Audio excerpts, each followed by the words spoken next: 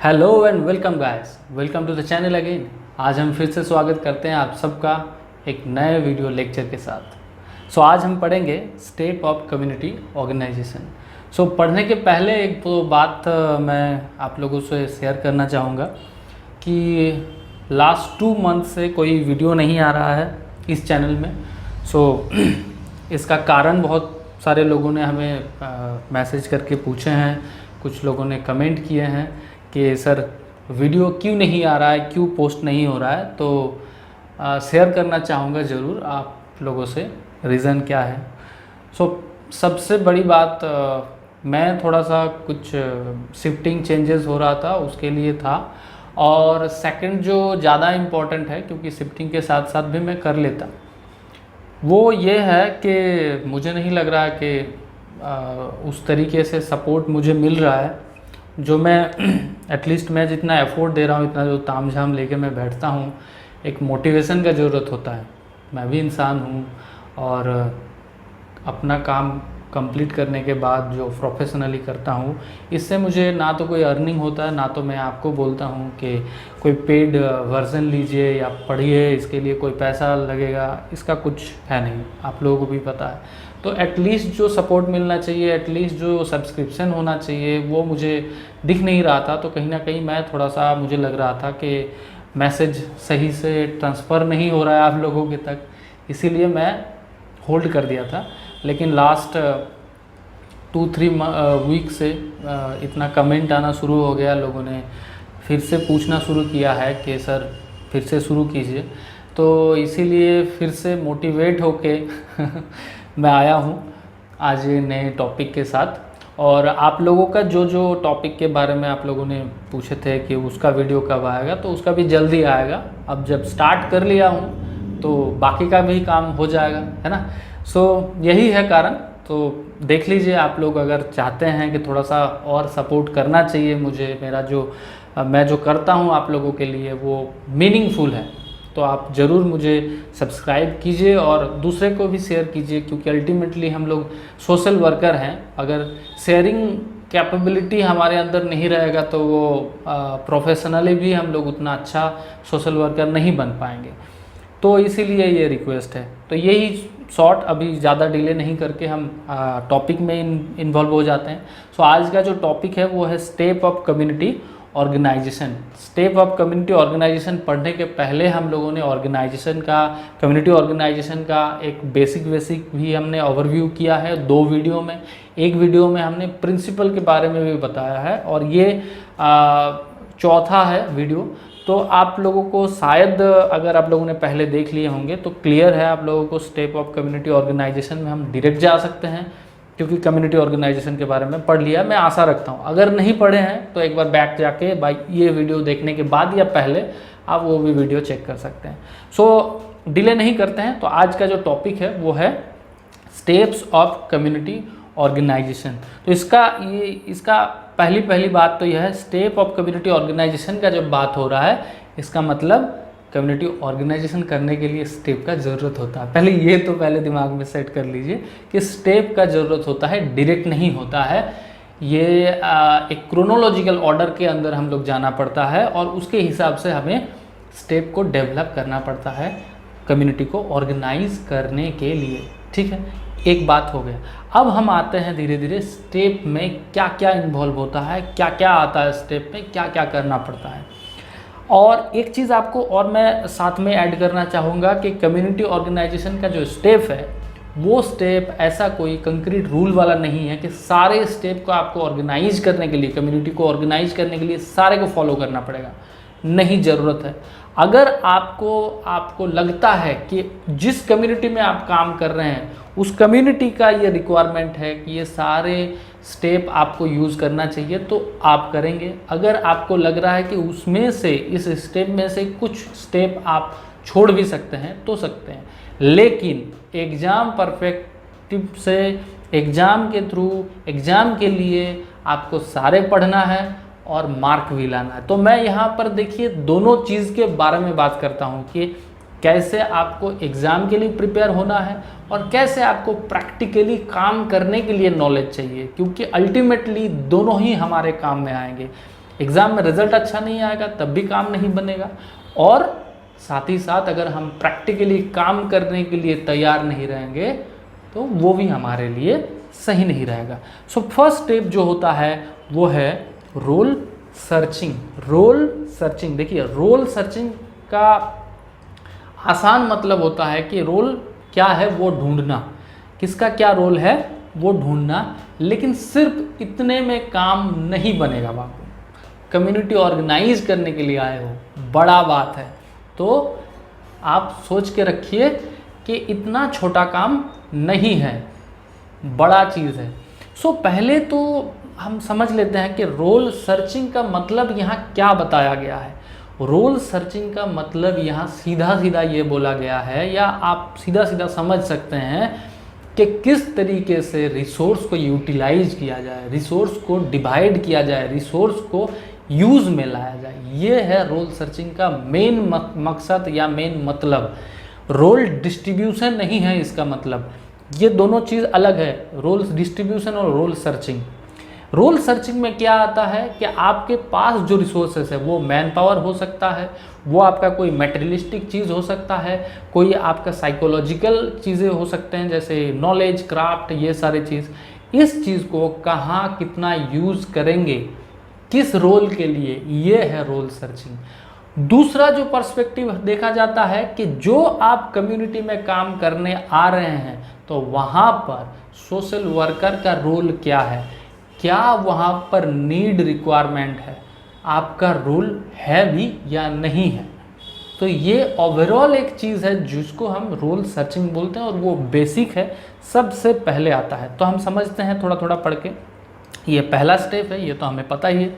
Analyse of proposed goal that implemented by the agency or the organization or community organizer।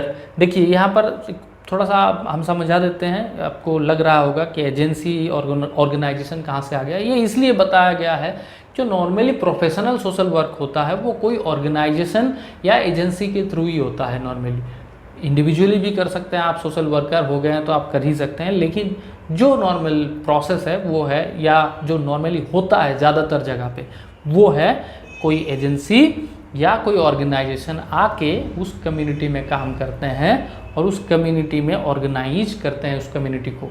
ठीक है, तो उसमें जो प्रोपोज्ड गोल है, मतलब जिसके आधार पे आपने कम्युनिटी ऑर्गेनाइज करने के लिए आए हैं, कि कुछ ना कुछ तो प्रोपोजिशन पहले था, प्रोपोज़ल बनाया गया था, और उस प्रोपोज़ल को इम्प्लीमेंट करने के लिए या उसको अचीव करने के लिए आपने वहाँ आए हैं कम्युनिटी ऑर्गेनाइज करने के लिए।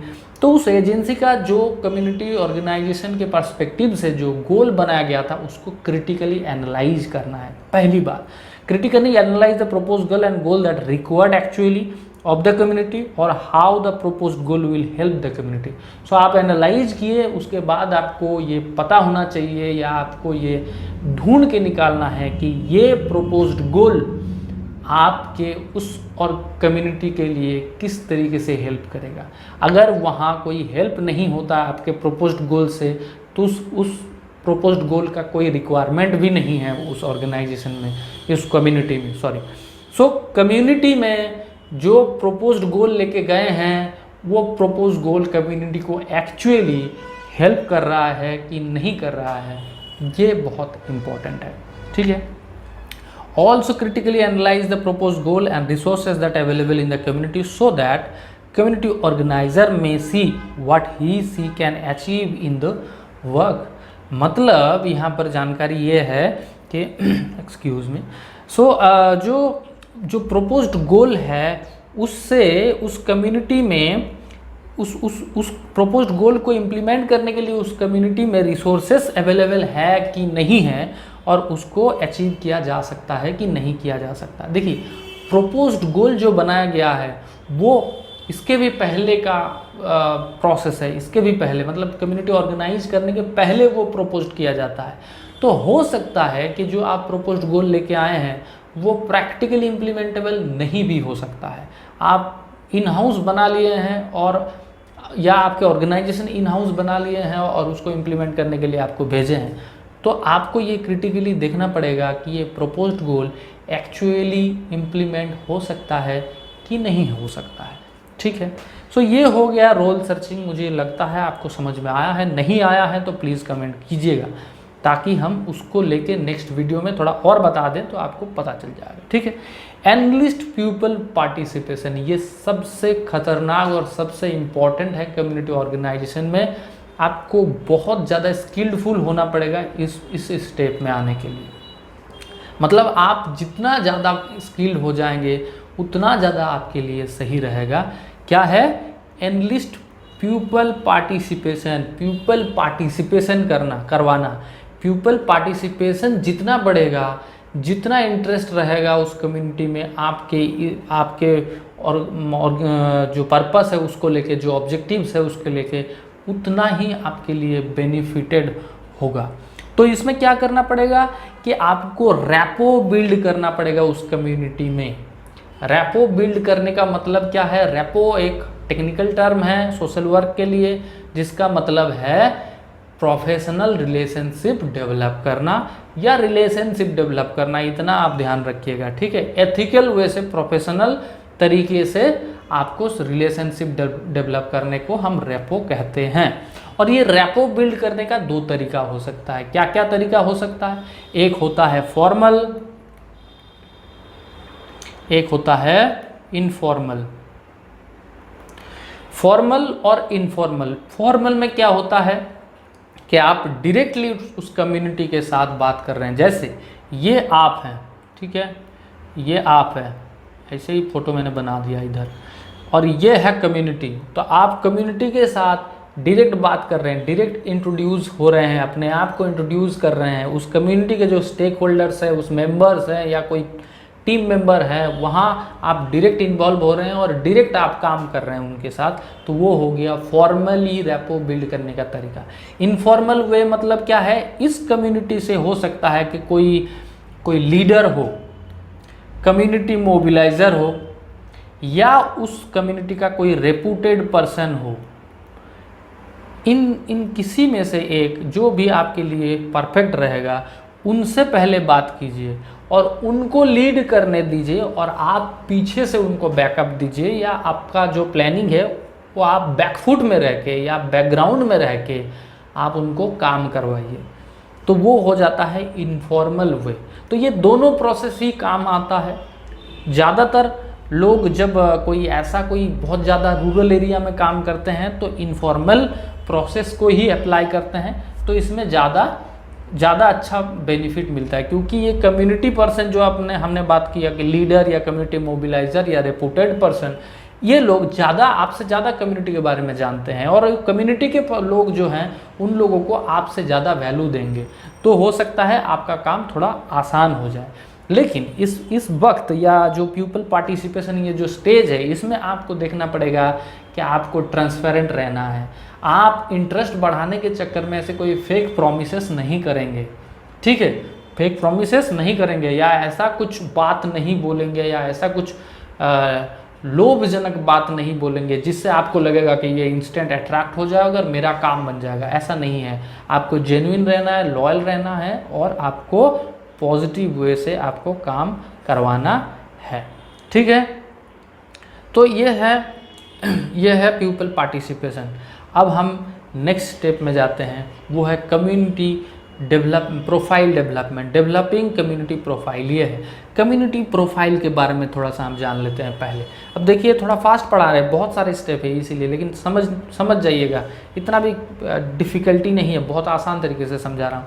सो कम्युनिटी प्रोफाइल के बारे में हम बात करें तो पहले हम देखिए हमारे पास दो शब्द है, एक है कम्युनिटी, दूसरा है प्रोफाइल। तो हम समझ लेते हैं पहले प्रोफाइल को, उसके बाद हम कम्युनिटी के बारे में सोचेंगे। जैसे हमारे पास फेसबुक प्रोफाइल होता है, हमारे पास इंस्टाग्राम प्रोफाइल होता है ना। तो उस प्रोफाइल में होता क्या है एक्चुअली? उस प्रोफाइल में हमारे बारे में कुछ इन्फॉर्मेशन होता है जो आपने अपलोड करके रखे हैं। कुछ फ़ोटोज़ हो सकता है, कुछ ब्लॉग्स हो सकता है, कुछ इन्फॉर्मेशन हो सकता है हमारे बारे में। दैट इज़ कॉल्ड क्या है? Social media profiles. May be it's related with Facebook, it's related with Instagram और any other social handle that you use, ठीक है। सो ये क्या है? प्रोफाइल है हमारा। तो इसका मतलब क्या निकला हमारा? कि हमारे बारे में इंफॉर्मेशन है ना। सो कम्युनिटी प्रोफाइल अगर हम बात करेंगे तो कम्युनिटी के बारे में कुछ इन्फॉर्मेशन, वो है कम्युनिटी का प्रोफाइल। समझ गए? बहुत आसान। अब आप डिस्क्रिप्शन को थोड़ा पढ़ लीजिएगा, ये स्क्रीन को होल्ड करके या पॉज करके हम आगे बढ़ते हैं। तो इस कम्युनिटी प्रोफाइल बनाने के लिए या बनता क्यों है, ये थोड़ा सा हम समझ लेते हैं। देखिए, जब आप कम्युनिटी के साथ काम करेंगे, काम जब करेंगे तो उस कम्युनिटी के बारे में आपको आइडिया होना चाहिए। जब आपके पास आइडिया रहेगा तभी आप उस कम्युनिटी में ऑब्जेक्टिविटी सेट कर पाएंगे, प्लानिंग सेट कर पाएंगे, और उस प्लानिंग को करेक्शन भी कर पाएंगे, या रिसोर्स जो है उस कम्युनिटी में उसको यूज़ कर पाएंगे। अगर आपको कम्युनिटी के बारे में ट्रांसपेरेंट आइडिया नहीं है तो आप नहीं कर पाएंगे। सो ये है कम्युनिटी प्रोफाइल का मेन ऑब्जेक्टिव्स कि क्यों बनता है, और बनता किस किस इंफॉर्मेशन से। कुछ जेन्युइन या जेनरिक हम यहाँ इंफॉर्मेशन का डिस्क्रिप्शन लिख के रखे हैं, वो समझ लीजिए थोड़ा सा। जैसे आइडेंटिफिकेशन डाटा, इसका मतलब उस कम्युनिटी का कुछ नाम है तो नाम बताना पड़ेगा, लिखना पड़ेगा।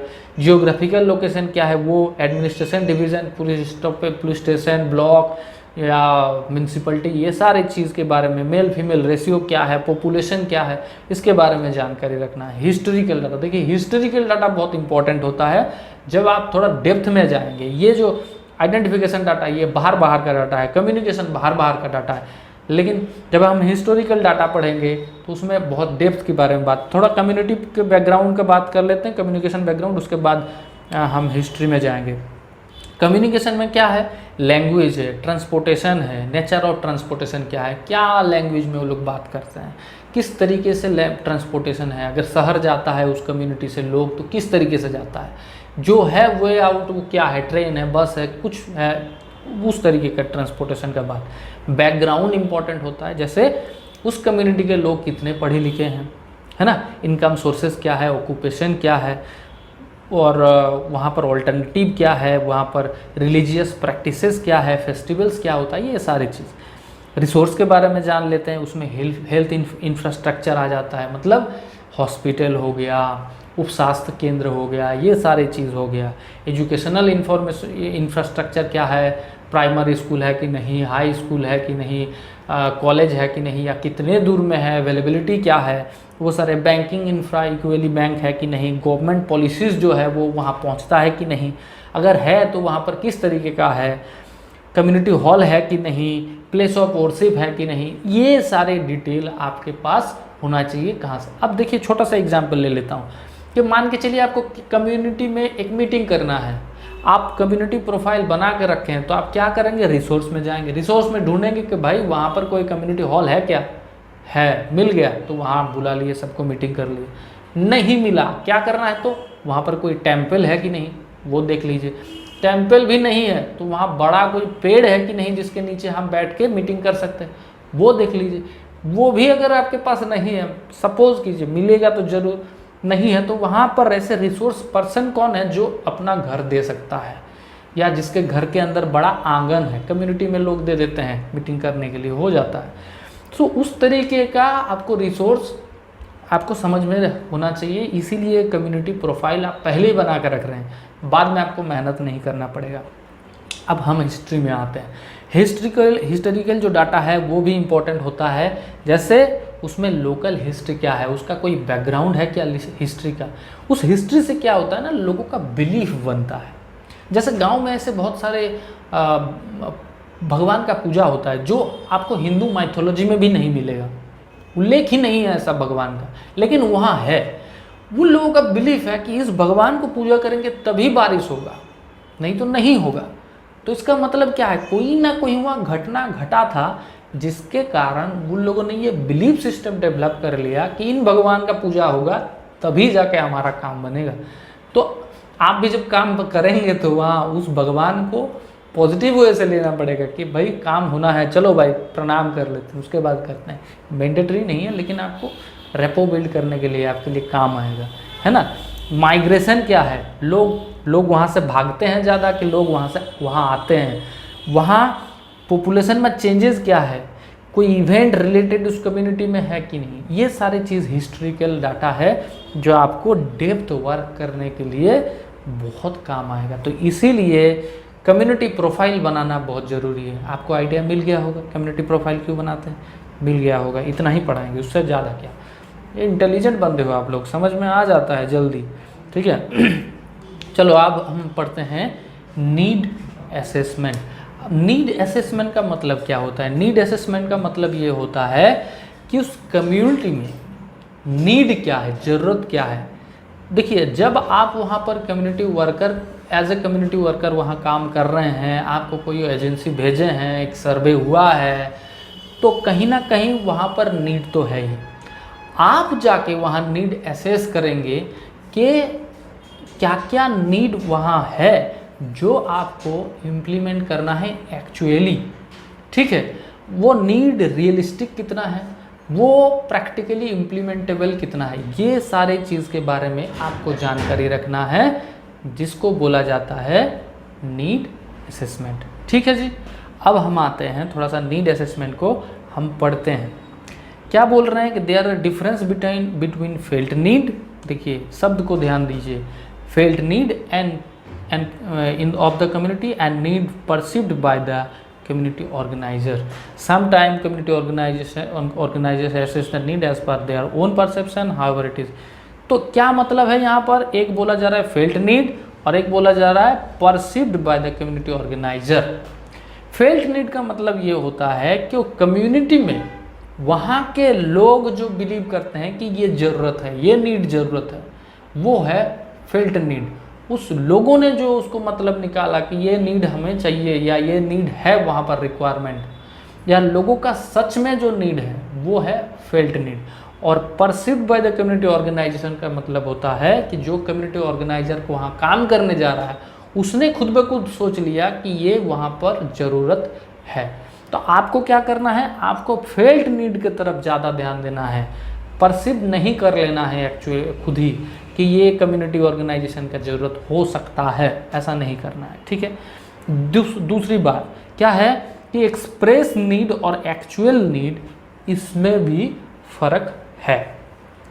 क्या बोल रहे हैं कि लोग जो एक्सप्रेस कर रहे हैं हर वक्त वो ही एक्चुअल नीड होगा, वो भी ज़रूरत नहीं है। देखिए हम फेल्ट नीड से रिलेट कर रहे हैं कि हमने बोला है कि फेल्ट नीड जो वहाँ के लोग समझते हैं कि ये हमारा ज़रूरत है, लेकिन वो ज़रूरत कहाँ है उसको हर वक्त सब लोग अच्छे तरीके से नहीं भी एक्सप्रेस कर पा सकते हैं।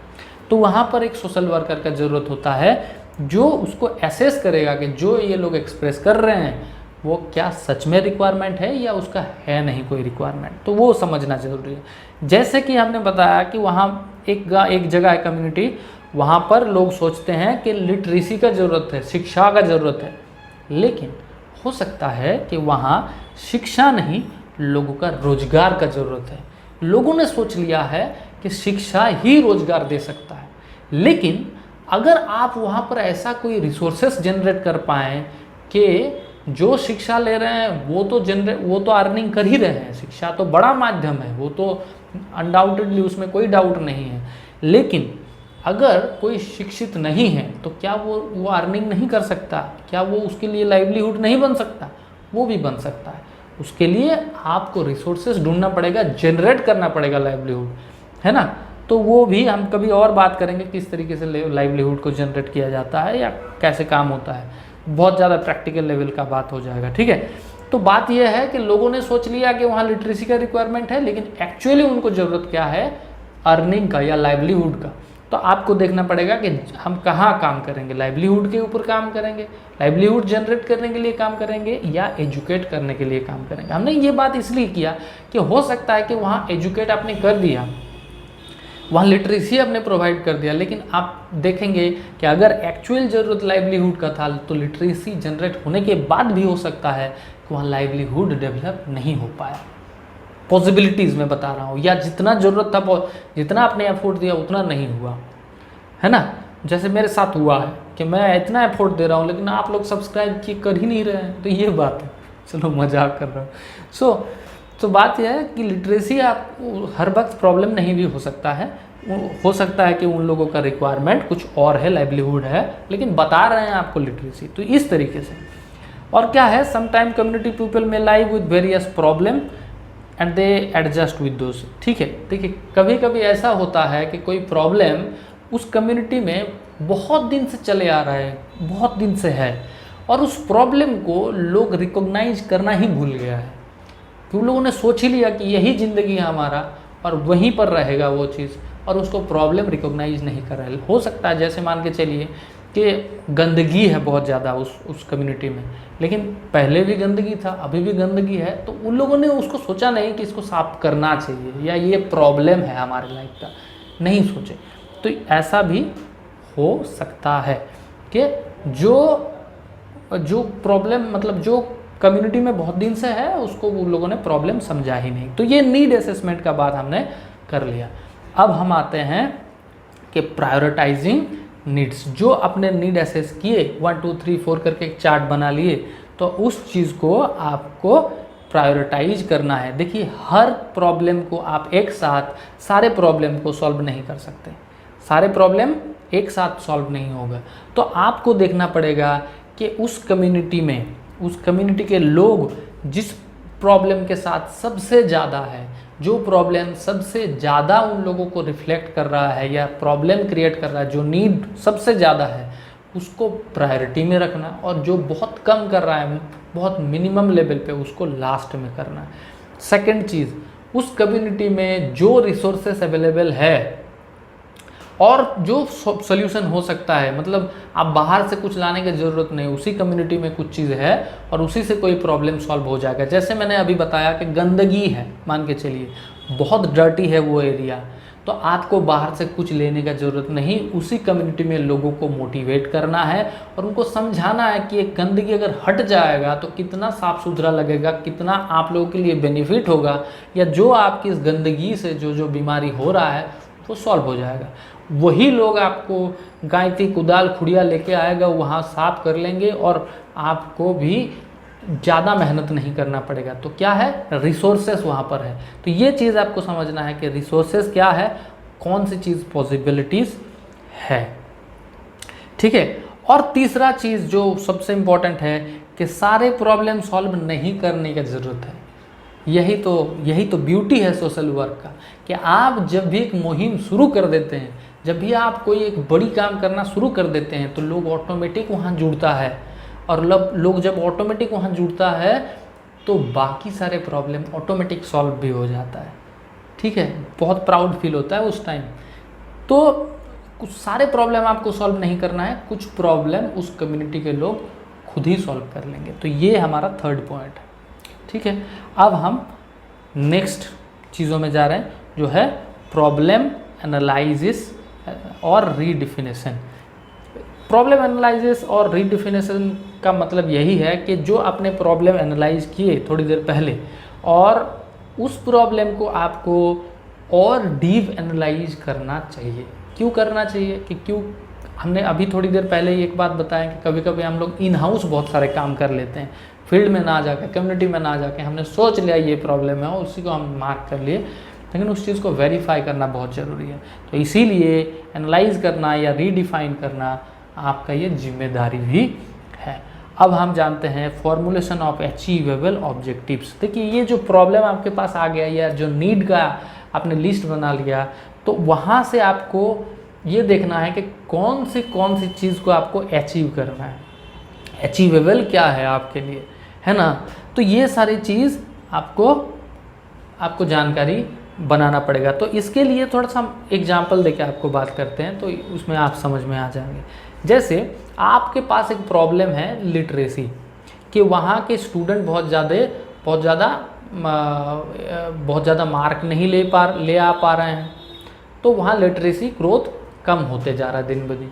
अब आपने थोड़ा सा एनालाइज करना शुरू किया या अचीवेबल ऑब्जेक्टिव्स में गए कि इसको कैसे हम अचीव कर सकते हैं, इस प्रॉब्लम को सॉल्व कैसे कर सकते हैं। तो इसके लिए आपको मिला क्या कि वहाँ के स्कूल के बच्चे स्कूल ही अटेंड नहीं कर रहे हैं, स्कूल जा ही नहीं रहे हैं। तो और थोड़ा सा आपने एनालाइज करना शुरू किया कि क्यों नहीं जा रहे हैं, तो देख रहे हैं कि वहाँ के लोग ही उन्हें भेज नहीं रहे हैं। तो उसका क्या कारण है, उसके अंदर आप जब गए तो आपको समझ में आया कि जो भी स्कूल जा रहे हैं वो बीमार पड़ रहे हैं।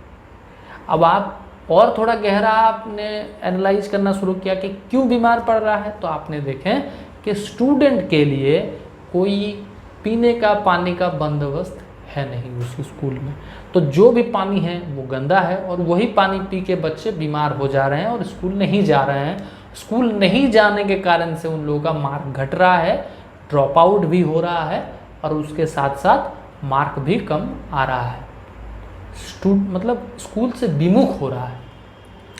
तो इसका मतलब मार्क प्रॉब्लम नहीं था कि क्यों लिटरेसी का मतलब लिटरेसी ग्रोथ नहीं प्रॉब्लम था। प्रॉब्लम कहाँ था? वहाँ पीने का पानी का प्रॉब्लम था। तो आपको सॉल्व क्या करना पड़ेगा? पीने का पानी का।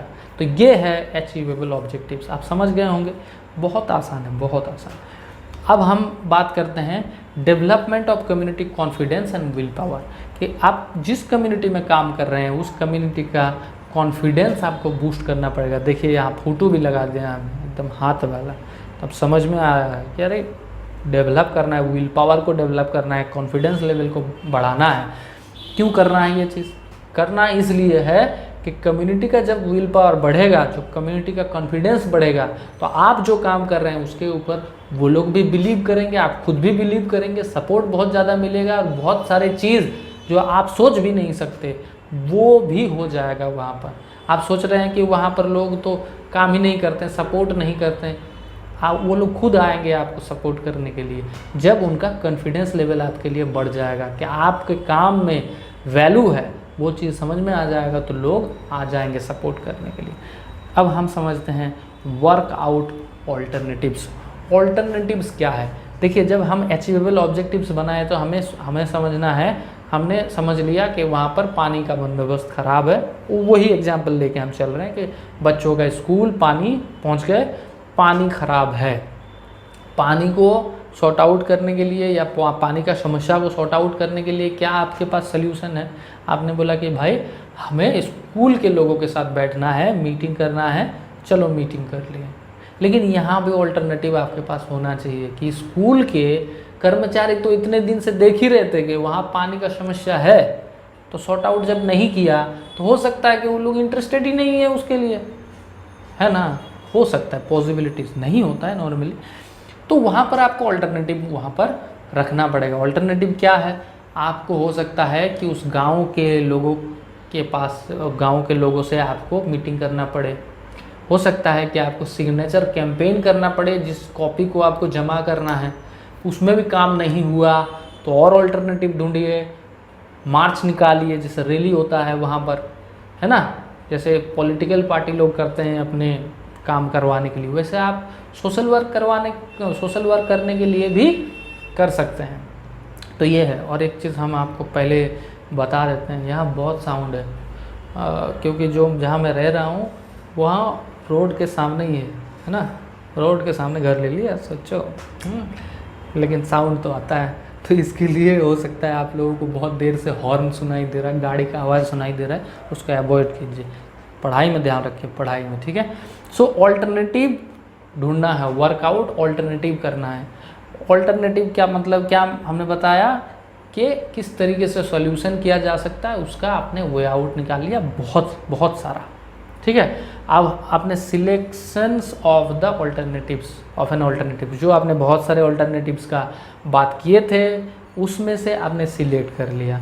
अगर वो काम करता है तो अच्छी बात है, नहीं करता है तो workout A plan of action, तो फिर ऑल्टरनेटिव चेंज कीजिए, आप दूसरा लीजिए। अगर नहीं करता है तो workout A plan of action का मतलब होता है कि जिस तरीके से आप काम करेंगे उसका प्रोसेस बनाना। क्या आपने सोचा कि स्कूल के टीम के साथ आपको मीटिंग करना है, तो आपको पहले एक दिन जाके पहले उस स्कूल के कर्मचारी जो है उन लोगों के साथ बात करना है। उसके पहले हो सकता है गांव के लोगों के साथ बात करना है। उसके पहले हो सकता है कि बच्चों के साथ बात करना है, स्टूडेंट के साथ, समझने के लिए प्रॉब्लम को। और वो मीटिंग करने के बाद क्या करना है वो भी आपको डिसाइड करना है। तो ये है workout A plan of action, क्या क्या काम करना है। और उसके बाद इम्प्लीमेंटेशन ऑफ एक्शन, जो भी आप लिस्ट आउट किए थे कि इसके बाद ये करना है, इसके बाद ये करना है, इसके बाद ये, तो वो सारी चीज़ एक के बाद फिर आप एक करते रहिए, ठीक है? और फिर हम पढ़ रहे हैं इवोल्यूशन ऑफ एक्शन। जो भी आप काम किए हैं उस काम को आप चेक कीजिए कि आप सही किए कि नहीं किए, कितना डेवलप हुआ। एग्जामाइन करने को बात किया जाता, उसको बोला जाता है इवोल्यूशन। इवोल्यूशन का मतलब क्या? परीक्षण निरीक्षण करना कि जो आपने काम किया, जो भी आपने वर्कआउट किया, जो भी अल्टरनेटिव चूज़ किया, क्या वो सही था, उसके वजह से ये होने के बाद कितना डेवलप हुआ, कितना फ़र्क आया, उसमें कितना चेंजेस आया। तो ये हुआ एवोल्यूशन ऑफ एक्शन। अब है मोबिलाइजेशन ऑफ रिसोर्सेस। जो भी अपने रिसोर्सेस को यूज़ किए उसको फिर मोबिलाइज करना भी तो पड़ेगा, है ना। उसको अब अगर कहीं से आप कुछ चीज़ को उठाए थे तो वहाँ पर आपको रखना भी पड़ेगा। और आपको ये भी समझना पड़ेगा कि इवोल्यूशन में भी मोबिलाइजेशन के बारे में समझना चाहिए था कि आपने जो रिसोर्स को यूज़ किए हैं उस रिसोर्स को क्या आपने सही तरीके से यूज़ किए हैं या उसको और बेटर तरीके से किया जा सकता था। जो बेटर तरीके से किया जा सकता था उसको मॉडिफिकेशन में आप ज़रूर इंक्लूड करके रखिए, ताकि आने वाले टाइम में आपके काम में और आसानी रहे। और मॉडिफिकेशन का और भी दूसरा काम होता है कि कभी कभी अगर वर्कआउट प्लान नहीं होता है तो उसके लिए आपको फ्यूचर प्लान करने के लिए आपको हेल्प होता है कि क्या क्या मॉडिफिकेशन करना चाहिए इन फ्यूचर जब हम दूसरे कम्युनिटी के साथ काम करेंगे। ठीक है। Last but not the least कि development of cooperative and collaborative attitude. मतलब ऐसा एटीट्यूड आपको नहीं रखना है कि आप बहुत बढ़िया काम कर दिए, आप ही तो थे वो देव मानव जिन्होंने ये काम किया, नहीं तो नहीं होता। ऐसा नहीं है। आपका काम सपोर्ट करना है लोगों को जो वो खुद सपोर्ट कर पाए अपने आप, मतलब help people to help themselves.